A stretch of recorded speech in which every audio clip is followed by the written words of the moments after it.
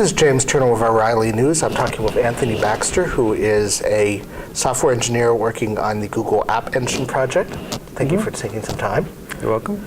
So why don't you, just for those of our viewers who don't know what it is or aren't familiar, talk a little bit about what Google App Engine is.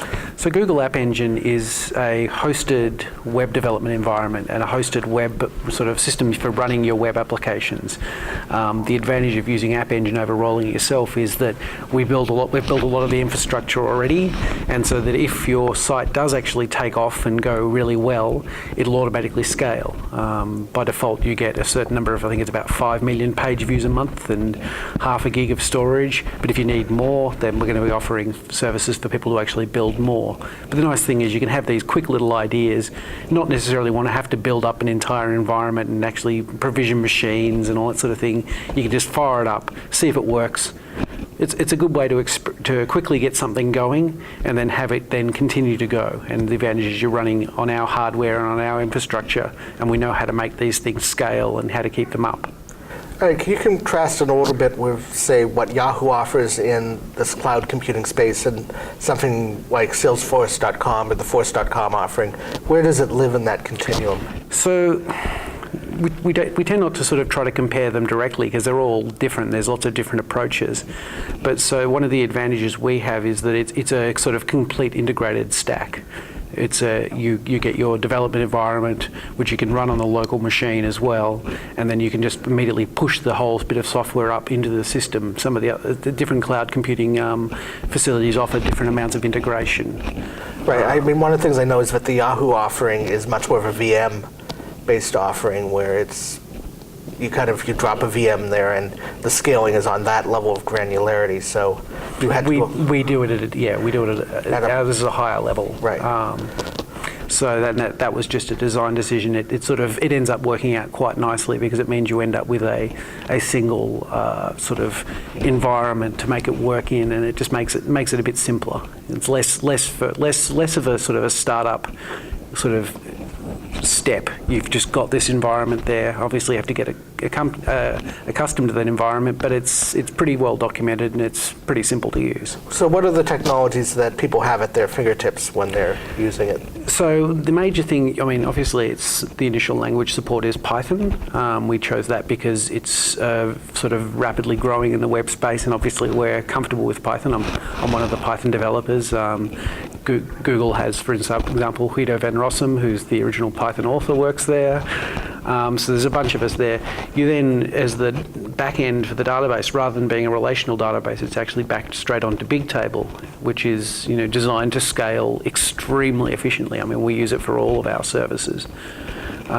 So then you've got things like email, there's an imaging API for editing images, and we're rolling out additional sort of functionality as we go. I mean, Memcache was added recently, which is a, sort of for I'm sure people are familiar with what Memcache is.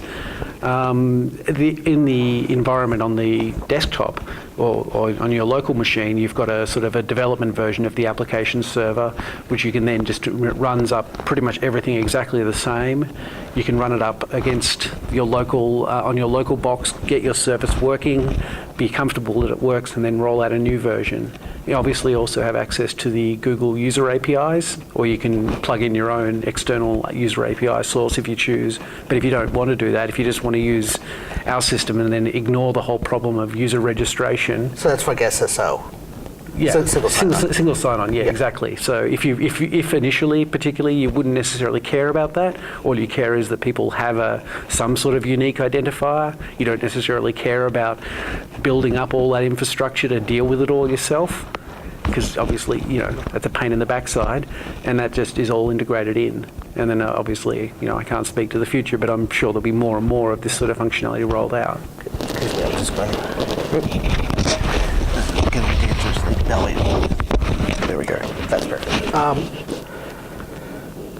So from a point of view of someone who's doing development, what are the kind of the development tools that are available for this? Could I use Eclipse with it or whatever? Well, so I mean, you can use it's Python. So Eclipse has a very nice Python plugin. I've used it a fair bit already. It's really quite sweet for just doing this sort of environment.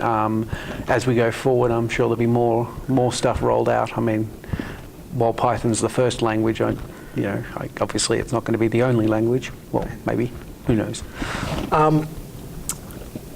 There's a kind of active debate now in the open source community, especially about the idea of going with a proprietary cloud, which kind of has a lock-in inherent with it, as opposed to there are a number of people proposing some kind of an open cloud solution now. What's the realities of that from this perspective? I think at the moment it's pretty early days for the cloud computing, and I don't think there's even a vague attempt at standardizing this stuff, but obviously we'd be very interested in that. Certainly it's not our intention to have people locked in. It's your data, it's your application. We don't want to own that. The reason we're doing App Engine is because it's good for the web. The more websites there are, the better it is for Google, the better it is for everyone. This is an early release of App Engine so far. We're not intending on having this stuff be locked in. For people do you anticipate more services being made available, for instance, maybe Google Checkout or things like that, so that people can start building e-commerce sites? And those types I think there may be checkout support. If not, I imagine that wouldn't be an impossible thing to see happening. I think there's going to be a lot of that sort of thing happening. Initially, there's not that there. So initially, at the moment, with the version of it as it is now, as I say, it is early days, so there's not SSL support. But that's the sort of thing which people are going to require.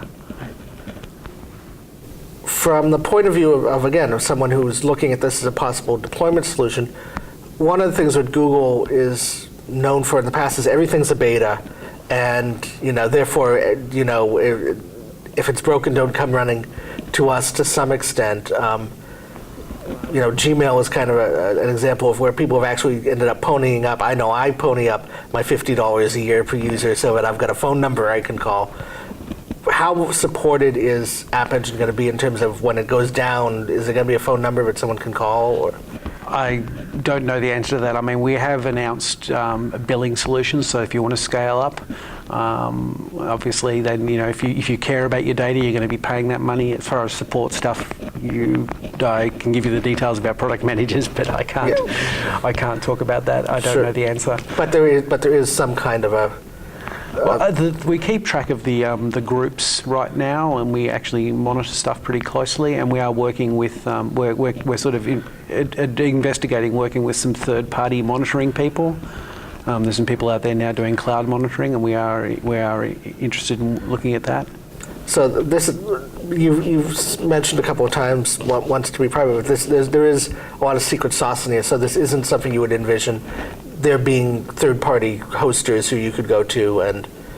Well, so the APIs are all open. The Google developer, the developer app server is all third-party. All open sourced. Right. And I have seen people who have then produced EC2 images which run that dev app server.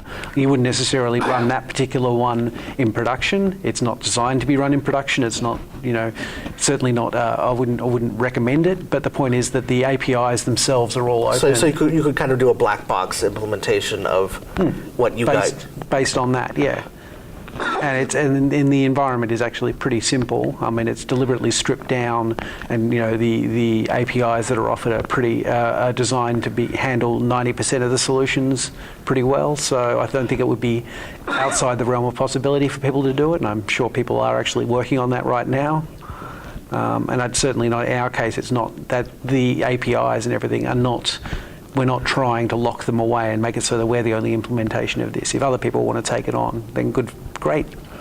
Makes it good for us, makes it good for everyone, because suddenly the people feel more comfortable that their investment, they can move it around if they need to.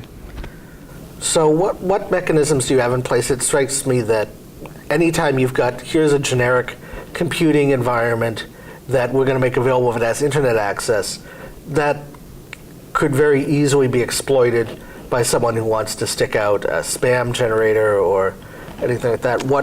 Do you have any mechanisms in place to kind of monitor? We monitor that sort of stuff. I mean, certainly as far as spam generations, the email quotas are reasonably tight. There's also limitations on what email addresses you can send from. You can send from the sort of one of the administrator accounts, so you can't just sort of forge email from any random address. And there's also limitations on how many emails you can send per day, particularly while we're in the beta. I imagine, it's quite possible that in the future that'll be changed, but initially we keep track of that. And certainly we keep track of this sort of thing very closely. Google's, we're very keen not to be a spam, right. a spam house, because nobody wants to get blacklisted. Right. Who do you see as the kind of sweet spot customers for App Engine? Speaking personally, what I've been using it for, this is just, not in my own Google time, but just fiddling around. It's when I just have these quick little ideas and I just want to see if it works. This is one obvious one of, I don't know if this is going to be even worthwhile, even going further than, wasting 6 hours on it, whip something together and go, hey, check this out.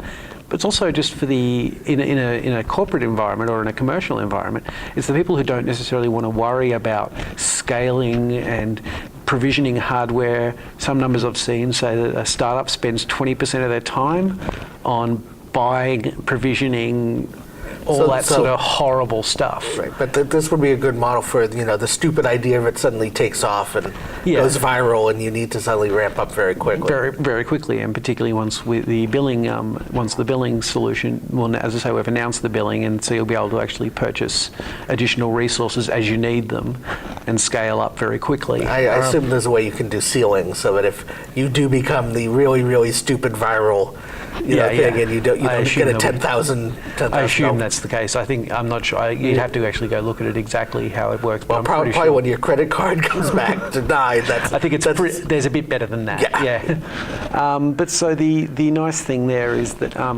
the other thing is for people who are existing companies who just want to try rolling out some additional services. I mean, obviously, it's very quick and easy just to put something together. I mean, I've done that a couple of times now, just building quick little toy applications, and just whack them together. And every company has all those countless little pieces of infrastructure that they need. My bugbear, because it's the number of companies I've worked at, is the number of companies that don't have a leave request system. That's a real simple one. And, but nobody wants to spend 3 days writing something. And if you can just whip something together, particularly if you're already, using the Google Apps for Domain stuff, then you can actually just whip something together quickly that works, sends an email to the right person when you put in a leave request, and it just, everything just works and comes together. It's all those little pieces of, there's little pieces of glue stuff that you don't want to have to mess around with. You just want something quick. But then, as I say, for the other side of it is the big stuff, the stuff where you don't know if it's going to work, you don't know how big it's going to get, and you don't want to have to, become a sysadmin. Right. Nobody wants to be a sysadmin unless you already are one. And if you are, good for you. I love your work. So how long have you been with Google? Not very long. I only started in about November last year. Before that, I was at a little baby telco. What is it like these days working at Google? Awesome fun. It really is. I'm just enjoying working with scary, smart people. My sort of favourite anecdote about sort of working at Google is every time I've gotten really stuck at a problem, you usually go and sit at a whiteboard. Chances are someone else who's stuck on their problem will look at you, go, "Ooh, what are you doing? That looks shiny and interesting." And suddenly there's half a dozen people standing around the whiteboard going, "Hey, can we help?" And obviously the more brains you throw at a problem, the faster these things come together. And it's just so much of what we do is dealing with really large problems. And large problems are interesting. Large problems are cool. Because everyone wants to work on really big, scary problems. And so when you're suddenly working on these big, scary problems, but there's all these other people who are also working in that area, it's just fun. Right. Well, Anthony Baxter, it has been a pleasure talking to you, and good luck making App Engine the thing it should be. Thank you.